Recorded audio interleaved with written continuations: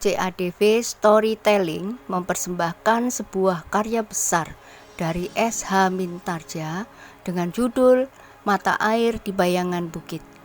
Cerita ini mengisahkan pertarungan antara kebaikan dan kejahatan yang erat menjadi satu dengan kemunafikan, dibungkus dengan cerita-cerita silat yang menegangkan. Latar cerita tersebut tak jauh dari sejarah kerajaan-kerajaan di masa silam. Selamat menikmati.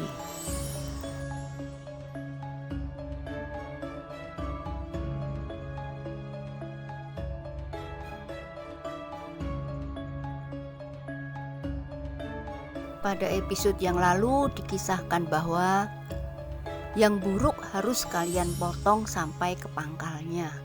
Carilah bentuk kehidupan yang baik. Laki-laki itu termangu-mangu, namun perempuan yang menangis itu tiba-tiba saja bangkit sambil berkata, "Apakah aku dapat kembali kepadanya?" Jeliteng memandang perempuan itu sejenak. Kemudian ia pun berpaling kepada laki-laki yang mulai dapat duduk dengan tegak itu. Katanya, "Hei, bukankah kau mengerti maksudku?" Laki-laki itu memandang Jeliteng sejenak. Namun kemudian ia pun mengangguk. "Nah," berkata Jeliteng, "kalian adalah pengantin baru. Kalian harus mulai dengan kehidupan yang lain dari yang pernah kalian lakukan." Perempuan itu menunduk. Namun ia pun kemudian melangkah mendekati suaminya. Perlahan-lahan dan ragu-ragu ia berjongkok di sampingnya. Namun kemudian ia pun mencoba membantu laki-laki itu berdiri. Dengan susah payah laki-laki itu berdiri berpegangan tangan istrinya. Kemudian mereka pun melangkah selangkah demi selangkah kembali ke rumah mereka. Perlahan-lahan sekali karena suami itu masih terlalu lemah. Orang yang disebut iblis bertangan petir itu tertawa melihat kedua orang itu. Kemudian dengan nada datar ia berkata kepada Jeliteng, "Kau memang orang luar biasa. Kau dapat mengalahkan 3 orang gegeduk yang tidak ada bandingannya di daerah ini meskipun mereka bertempur bersama-sama." Jeliteng tersenyum sambil bertanya, "Bagaimana dengan kau?" "Aku termasuk salah seorang yang disegani, tetapi tentu tidak untuk melawan 3 orang sekaligus. Mungkin aku masih bersedia mencoba untuk melawan 2 orang, tidak lebih." Jeliteng tertawa. Katanya, "Kau selalu merendahkan dirimu. Sifatmu itulah yang meragukan." Tiba-tiba orang itu berkata dengan sungguh-sungguh. Jeliteng terkejut sehingga ia pun bertanya, "Apa yang meragukan padaku? Kau tidak sesuai bekerja bersama orang-orang Sanggar Gading. Kau terlalu baik hati. Itulah yang sejak semula menjadi persoalan bagi kami. Di perjalanan, ketika kau membantu Cempaka bertempur, sebenarnya kau dapat membunuh lawanmu, tetapi itu tidak kau lakukan. Kau biarkan beberapa orang itu melarikan diri. Sekarang dugaan itu semakin jelas. Seharusnya kau bunuh ketiga orang itu sekaligus dan kau ambil perempuan itu." Jeliteng menjadi berdebar-debar. Ia sudah melakukan kesalahan.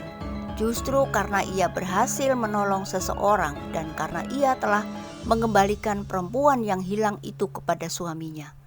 "Kisana," berkata orang itu kemudian, "mudah-mudahan orang-orang Sanggar Gading mempunyai penilaian lain terhadapmu dengan penilaian mereka terhadap orang-orang Sanggar Gading sendiri. Mudah-mudahan kebaikan dan keraguan-raguanmu tidak menumbuhkan persoalan tersendiri di kalangan kami, seperti kau sudah menumbuhkan persoalan baru bagi orang-orang padukuhan ini." Jeliteng menarik nafas dalam-dalam. Betapa dadanya terasa bergejolak, namun ia masih berusaha menjaga perasaannya. "Kisana," berkata Jeliteng kemudian, "perbuatan itu bukan ukuran. Yang aku lakukan adalah bukan persoalan yang dihadapi oleh orang-orang Sanggar Gading. Aku tidak tahu Apakah orang-orang Sanggar Gading menganggap aku seorang yang ragu-ragu atau orang yang tidak bersikap? Tetapi ajakan Cempaka telah menarik perhatianku. Dalam keadaan yang gawat, aku pun tidak akan sempat berpikir panjang dan ragu-ragu.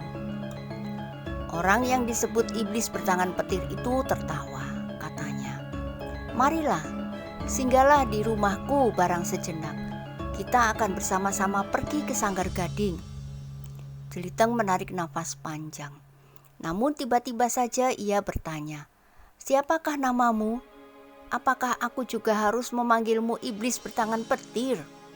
Orang itu tertawa pula, jawabnya, "Namaku Rahu.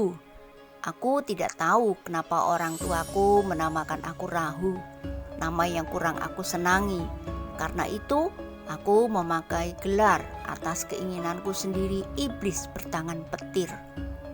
"Kau tahu gambaran orang tentang iblis?" bertanya Jeliteng. "Tahu pasti, dan itulah yang aku kendaki. Kau suka menakut-nakuti orang lain. Namamu memang menakutkan, seolah-olah kau adalah makhluk yang luar biasa, yang mempunyai kekuasaan tanpa banding. Sementara dari tanganku dapat..." "Kenapa kau tertawa?" bertanya Jeliteng. "Menarik sekali. Mungkin kau benar. Aku ingin membuat kesan seakan-akan diriku adalah orang yang paling berkuasa, menakutkan dan mampu melepaskan lidah api dari tanganku." Ia berhenti sejenak. Lalu, "Kau memang lucu, tetapi jangan terlalu keras."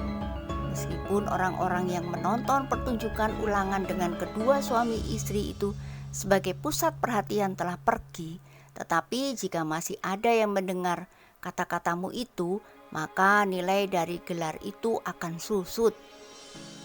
"Apakah mula-mula orang di padukuhan ini percaya bahwa kau mendapat gelar itu karena sesuatu kelebihan yang ada padamu?" "Ya, dan sampai sekarang mereka menganggap aku orang yang memiliki kelebihan di padukuhan ini sesuai dengan namaku." Jelitenglah yang kemudian tertawa, katanya, "Apakah aku perlu membuat nama yang lebih mengerikan dari namamu?" Iblis bertangan petir itu tertawa semakin keras. Tetapi ia tidak menjawab. Bahkan ketika suara tertawanya sudah mereda, ia berkata, "Marilah ke rumahku. Besok kita melanjutkan tugas kita yang lebih berarti daripada permainan gila ini." "Besok kita pergi ke Sanggar Gading?" bertanya Jeliteng. "Ya, besok kita akan berkumpul untuk menentukan saat-saat yang gawat. Semua harus diperhitungkan sebaik-baiknya. Kewajiban yang akan kita lakukan adalah kewajiban yang lain dari yang pernah kita lakukan sebelumnya." "Apa sebenarnya yang akan kita lakukan besok?" bertanya Jeliteng tiba-tiba. "Kau sudah membuat dua kesalahan. Kau sudah membuat orang-orang Sanggar Gading menjadi ragu-ragu," saut Rahu. Jeliteng menarik nafas dalam-dalam. Lalu katanya, "Terlalu dicari-cari. Aku tahu bahwa aku telah salah ucap, tetapi itu adalah dorongan sifat ingin tahu seseorang. Karena itu tiba-tiba saja aku bertanya tugas kita besok, yang seharusnya tidak perlu dipertanyakan. Sedang kesalahanku yang lain sudah kau katakan. Aku tidak membunuh orang-orang yang dapat aku bunuh. Agak berbeda dengan yang aku katakan pertama. Ketegasan memang tidak sama dengan pembunuhan. Disinilah letaknya, bukan pada perbuatan tidak membunuh itu sendiri, tetapi pada sikap dan pendirianmu yang goyah." Jeliteng mengerutkan keningnya, katanya, "Terserah kepadamu.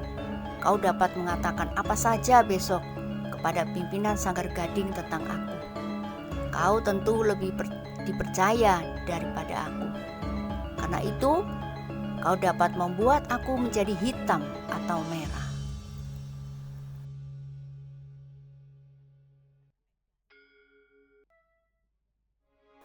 Rahu yang disebut iblis bertangan petir tertawa pula, katanya, "Jangan merajuk, sifat-sifatmu menarik perhatian. Di samping meragukan, kau terbuka dan berani. Karena itu, maka agaknya kau masih mempunyai kesempatan. Jeliteng pun kemudian tertawa. Katanya, aku tidak tahu apakah aku akan dapat mempergunakan kesempatan itu sebaik-baiknya. Marilah, potong Rahu itu kemudian. Kau tentu ingin melihat rumahku. Kau perlu minum dan makan. Nanti malam kau akan tidur nyenyak. Kau tidak usah curiga bahwa nanti malam perutmu akan ditusuk dengan parang selagi kau tidur. Jeliteng tertawa berkepanjangan. Katanya, kau memang suka menakut-nakuti orang, bukan saja dengan pilihan namamu yang mengerikan itu, tetapi dalam kelakar pun kau adalah seorang yang tepat dalam kedudukanmu. Apa kedudukanku? Jeliteng terkejut mendengar pertanyaan itu. Namun ia pun kemudian menjawab, bukankah kau orang Sanggar Gading? Ya, lalu apa artinya jika aku orang Sanggar Gading dengan kedudukan yang kau maksud? Tidak apa-apa, jawab Jeliteng. Tetapi orang itu berkata, aku tahu kau menganggap namaku sesuai dengan kedudukanku yang kau sangka tentu seorang penjahat, seorang perampok, penyamun, dan sebangsanya, seperti orang-orang Kendali Putih atau orang-orang Pusparuri. Jika dugaanmu benar, maka akulah yang akan bertanya, apakah orang Kendali Putih dan orang-orang Pusparuri masih sempat juga melakukan hal seperti itu? Betapa mereka mencuci tangan mereka, tetapi mereka sudah melakukan kejahatan seperti itu. Dan orang-orang Sanggar Gading? Potong Jeliteng. Rahu termangu-mangu sejenak. Lalu katanya, Jeliteng tidak menjawab. Ia pun kemudian mengikuti Rahu yang bergelar iblis bertangan petir itu ke pondoknya. Sebuah pondok yang cukup besar terletak di ujung padukuhan agak menjorok keluar. Seakan-akan merupakan halaman yang menempel pada sebuah padukuhan induk. Ketika Jeliteng masuk ke dalam pondok itu, ia mendapat kesan yang aneh. Pondok itu termasuk pondok yang bersih dan terawat, meskipun tidak memiliki perabot yang baik dan bernilai tinggi. Namun pondok itu memberikan kesan yang menyenangkan. Jeliteng yang sedang memandangi keadaan sekelilingnya dengan ragu-ragu terkejut ketika ia mendengar Rahu bertanya, apa yang kau perhatikan di dalam rumah yang kosong ini? Jeliteng menarik nafas dalam-dalam. Katanya kemudian, tidak apa-apa, aku biasa berusaha mengenal sesuatu yang baru pertama kali aku lihat. Bukan saja rumah ini, tetapi juga padukuhan ini. Barangkali kau sedang memperhitungkan kemungkinan lewat pintu mana kau akan melarikan diri jika kau terjebak di dalam rumah ini, berkata Rahu pula. Jeliteng tertawa, tetapi ia tidak menjawab. Duduklah. Yang ada hanyalah amben bambu. Iblis bertangan petir itu mempersilahkan. Jeliteng pun kemudian duduk di amben bambu yang besar. Sementara Rahu berkata, aku akan menjamumu sebelum besok kita bersama-sama pergi ke padepokan Sanggar Gading. Jangan takut, kudamu pun tidak akan kekurangan makan. Di sini banyak rumput yang hijau segar. Orangku akan menyabit rumput buat kudamu melebihi kudaku sendiri. Jeliteng tidak menjawab.